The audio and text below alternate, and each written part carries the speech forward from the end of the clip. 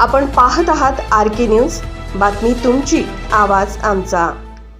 संत सांगतात जव हे सकळ सिद्ध आहे, हात चालवा या पाहे, तव तू आपुले स्वहित पाहे। तीर्थयात्रे जाय चुकू नको, जोपर्यंत शरीर साथ देतंय तोपर्यंत माणसाने तीर्थयात्रा करावी।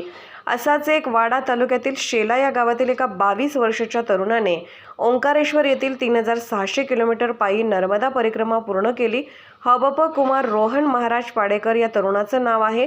दुसरी बाब आळंदी या ठिकाणी स्वानंद सुखनिवासी जोग महाराज वारकरी संस्थेत 4 वर्ष कीर्तन परंपरेचा अभ्यासक्रम पूर्ण करून 95 दिवसात नर्मदा परिक्रमा पूर्ण केली आहे।